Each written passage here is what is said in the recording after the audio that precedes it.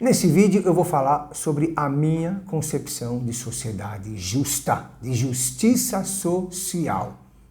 E para que vocês entendam isso, é preciso que a gente divida a história da humanidade em duas. Antes da Revolução Industrial e depois da Revolução Industrial.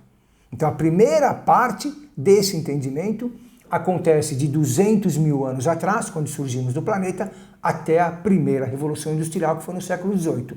E a segunda parte dessa revolução até os dias de hoje. Por quê? Porque é a história do acúmulo de riqueza. A humanidade acumulou riqueza de duas formas diferentes. A primeira, de 200 mil anos até a Revolução Industrial, essa riqueza era acumulada como? Através da guerra. E da Revolução Industrial até hoje, que nós estamos, parece que na quarta Revolução Industrial, né? A primeira Revolução Industrial foi no século XVIII, começou no século XVIII, se eu não me engano, no ano de 1760. A segunda foi no século XIX e a terceira no século XX. Algumas pessoas dizem que nós estamos na quarta revolução, né? A revolução da nanotecnologia, da biogenética, das bombas, das armas modificadas, bactérias, né? Das armas de bactérias e de vírus, né? Modificar geneticamente uma bactéria, um vírus em laboratório para exterminar as pessoas, infelizmente, né? De acordo com algumas pessoas, estamos na quarta Revolução Industrial. Eu não sei se isso é aceito oficialmente, né? Mas enfim, então o acúmulo de riqueza até a primeira Revolução Industrial, ele foi feito exclusivamente através da guerra. E da Revolução Industrial, da primeira, obviamente, até hoje, esse acúmulo de riqueza foi feito como? Através do trabalho.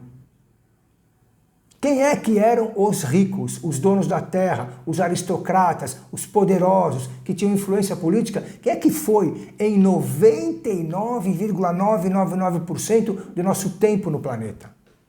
A esmagadora maioria da nossa história, as riquezas, as fortunas, foram conquistadas através dos guerreiros. Então os reis, os condes, os duques, a aristocracia, a nobreza, essa nobreza era formada pelos mais fortes, pelas pessoas que tinham aquele instinto bélico absurdo, os mais saudáveis, os mais ágeis, os mais velozes, aquelas pessoas que tinham a mente militar mais aguçada, aquelas pessoas que não tinham aquela coisa de vitimismo, de perdoar.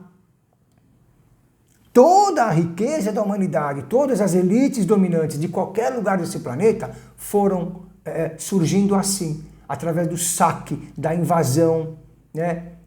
De você invadir um lugar sem avisar. Imagine na Europa medieval, por exemplo, né? Um feudo. Ele se preparava, os condes, os duques, os reis, né? Eles se preparavam, se armavam militarmente, obviamente através da espada, né? E invadiam outro feudo. Invadiam, faziam o que tinham que fazer, matavam as pessoas e pegavam a riqueza daquele feudo. Então toda a riqueza da humanidade até a Revolução Industrial foi conseguida através dos mais fortes, dos imperdoáveis, dos incansáveis, dos mais saudáveis, dessas pessoas que tinham um instinto bélico através da guerra. O trabalho nunca foi associado à riqueza. Nunca, somente da Revolução Industrial para cá.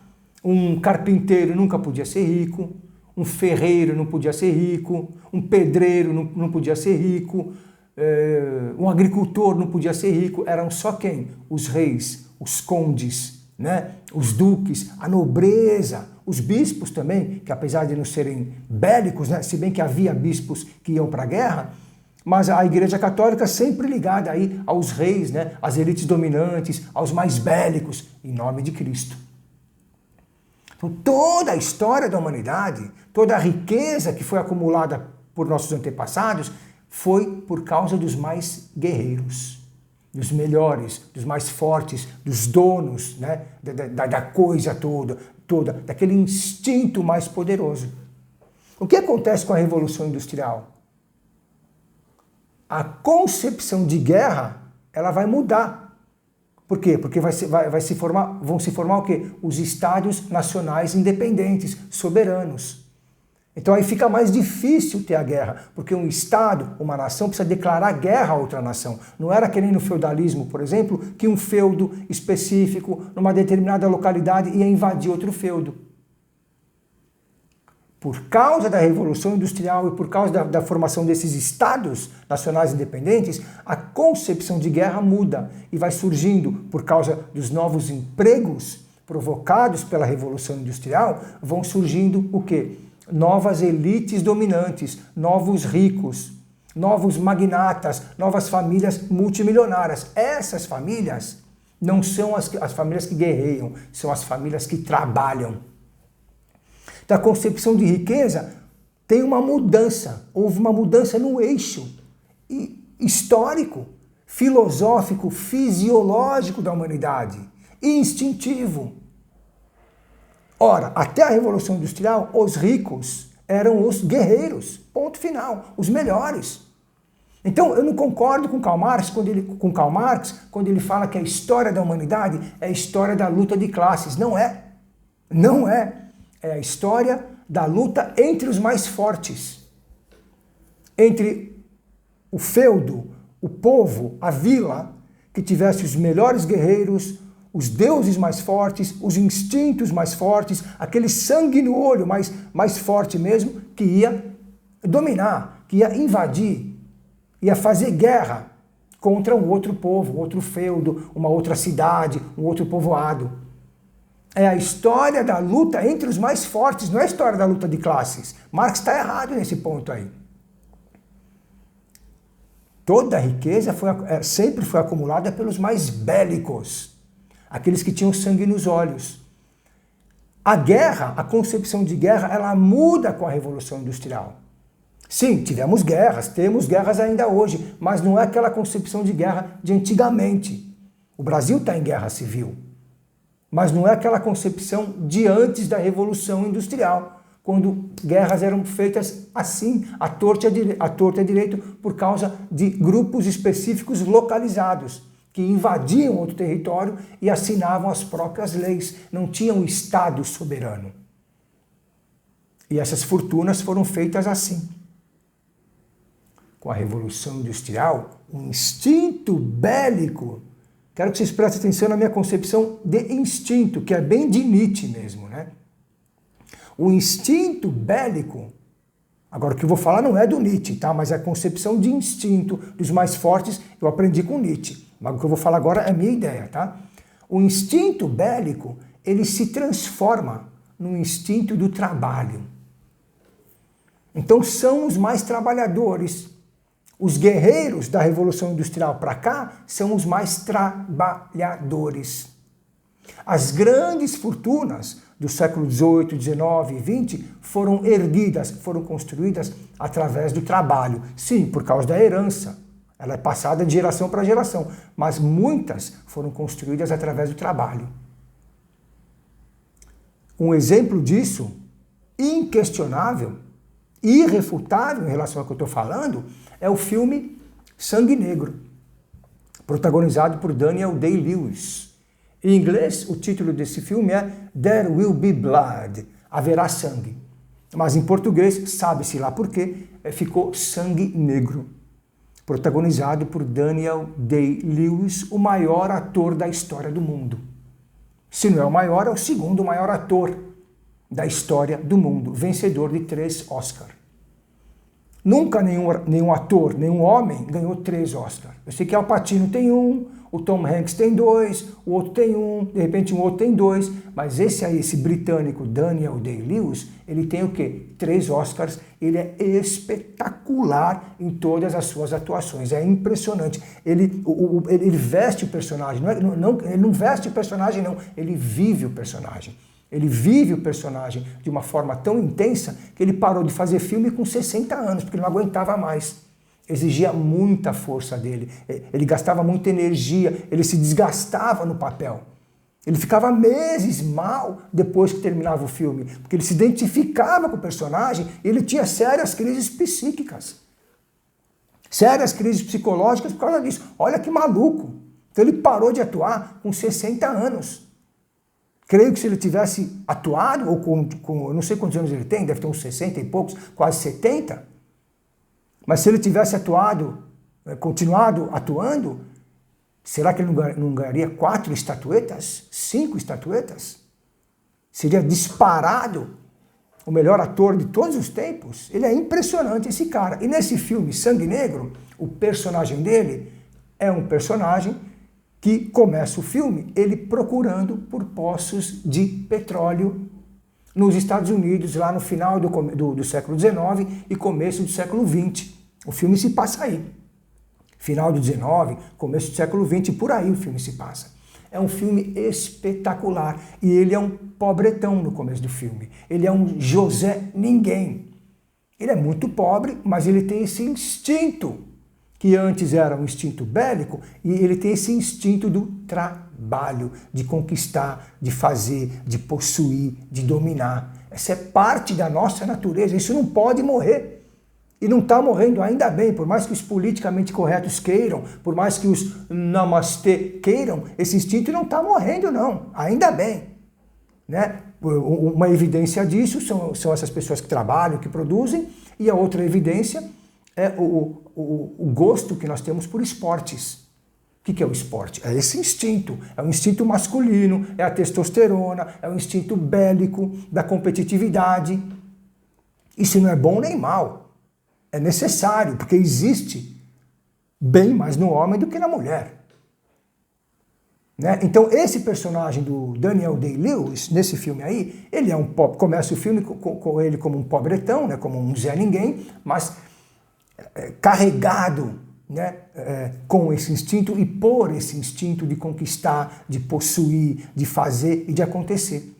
E aí ele vai achando os poços de petróleo e ele não tem ninguém para trabalhar para ele. Ele é o próprio trabalhador. Ele que trabalha, ele que cava, ele que perfura, ele que procura, ele mais o amigo dele. Depois esse amigo dele morre. Ele que monta as estruturas de madeira, né, para perfuração. E aí o filme mostra jorrando o petróleo, né, aquele sangue negro. Por que sangue negro? Porque vai mostrar que ele também é um cara maldoso, é um psicopata, é um cara pesado, mas é muito gostoso de assistir esse personagem, porque ele é magistralmente criado pelo melhor ator da história da humanidade. É impressionante esse filme, é um filme de 2007, se eu não me engano, mas é 2007, né?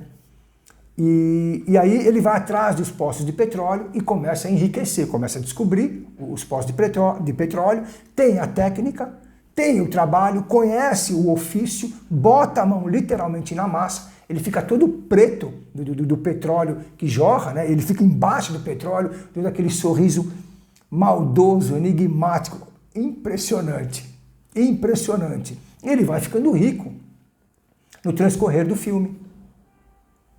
E aí ele se torna uma pessoa da elite dominante. No filme não mostra isso, né? Mas ele poderia ser um político, ter um poder político, ele comprou muita propriedade, muitos postos de petróleo, ficou muito, muito, muito rico mesmo, milionário. Ele ficou o quê? Elite dominante. Por causa do quê? Do trabalho e não da guerra. Então, essas fortunas que foram conquistadas, muitas dessas fortunas que foram conquistadas após a Revolução Industrial, de 250 anos para cá, 260 anos, mais ou menos, sei lá, mas por aí, 1760 até hoje, foram conquistadas através do trabalho, por pessoas que tinham e que têm esse instinto, que era o instinto bélico de antigamente, o instinto da guerra, que se transformou no instinto do trabalho. Então as riquezas não são mais conquistadas através da guerra, mas sim através do trabalho. Só que, como é que então, para finalizar esse vídeo, qual que é a minha concepção de sociedade justa, tendo em vista isso que eu coloquei aí? Ora, os reis e as rainhas, os duques, os condes, essa elite dominante antiga, ou seja, de antes da Revolução Industrial, não tem que existir mais. Eu não estou defendendo o extermínio dessas pessoas, pelo amor de Deus, eu não sou um genocida. Eu estou defendendo o quê? A não existência dessa classe social, que são os reis, as rainhas, os condes, a nobreza, né? O que antigamente chamávamos de aristocracia, não tem que existir mais. Por quê? Elas foram constituídas, essas fortunas foram erguidas através da guerra. através da espada, através da montaria, através do arco e flecha, ao longo aí de 200 mil anos. Só que hoje não se faz mais guerra como se fazia antes da Revolução Industrial. Então essa elite dominante, esses donos de terra, esses reis, essas rainhas, não tem que existir mais. Só que existem. Tem vários países do mundo em que ainda existem reis e rainhas. Na Europa tem vários. Tem rei na Espanha, a rainha da Inglaterra ficou aí quanto tempo, né? Viveu quanto? 190 anos, viveu essa mulher? A rainha tem os reis, agora tem um rei da Inglaterra, o rei da Espanha, tem rei na Dinamarca, na Noruega, não sei se tem rei na Escócia. Mas um país ou outro, o rei de Mônaco, né, o Principado de Mônaco, onde acontece a corrida de Fórmula 1, a charmosa corrida de Mônaco, que é horrível de se assistir essa corrida, porque ninguém passa ninguém, mas como é em Mônaco, tem que ter no calendário da Fórmula 1 essa corrida chata pra caramba.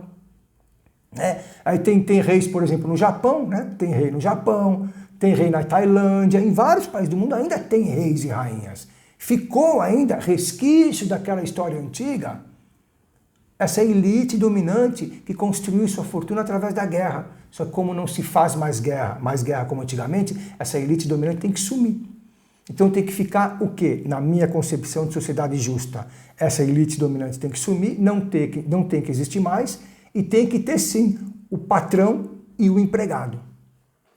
Tem que ter o dono do poço do petróleo, como nesse exemplo desse filme, tem que ter o dono da indústria, tem que ter o dono ou a dona de uma loja, o dono, a dona de um hospital, de uma creche, tem que existir o proprietário, porque essas pessoas têm esse instinto, que antes era o bélico, eles têm esse instinto de conquistar, de fazer e de acontecer. São pessoas fortes, são pessoas instintivas, saudáveis, elas não podem morrer por causa de uma cultura politicamente correta e vitimista.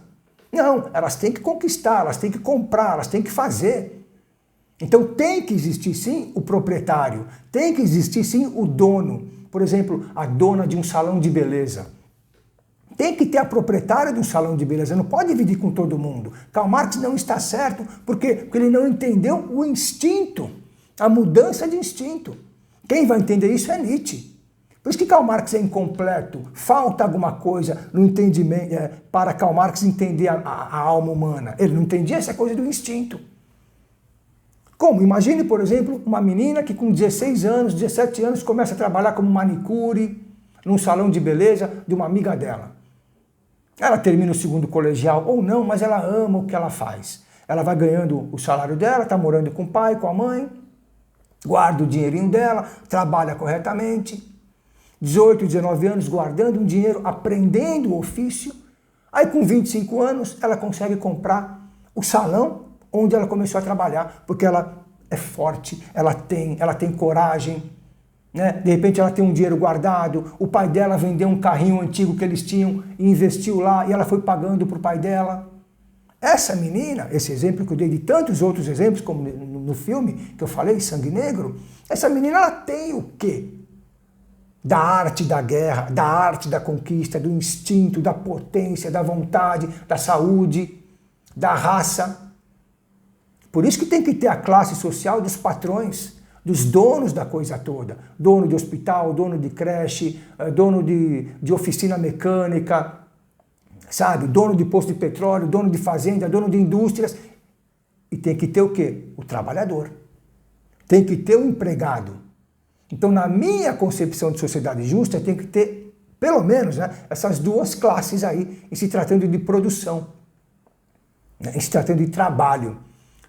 A do proprietário e a do trabalhador.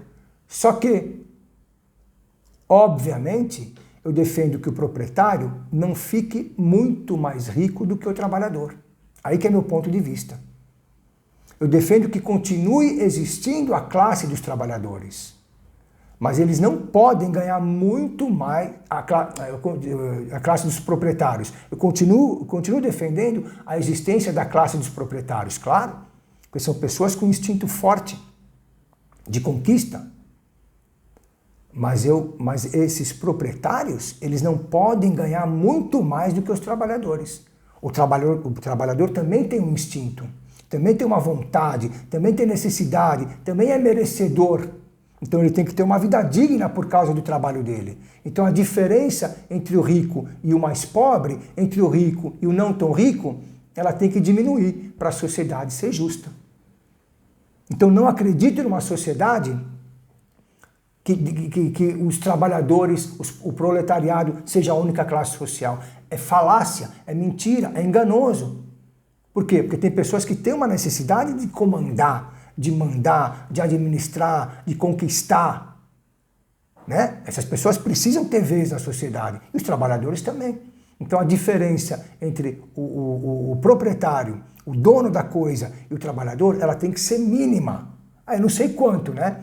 Mas ela não pode ser tão grande como acontece no Brasil, onde o salário mínimo é de R$1.300. Isso é um absurdo, isso é uma ofensa aos trabalhadores. Esse salário tem que aumentar e os donos da coisa têm que ficar mais pobres. Aí sim eu concordo. Mas tem que existir sim a classe do proprietário e a classe social dos trabalhadores e não tem que ter mais a classe dos reis, a classe social, né? Dos reis, das rainhas, duques, condes, etc. É isso aí, valeu, abraço, tchau.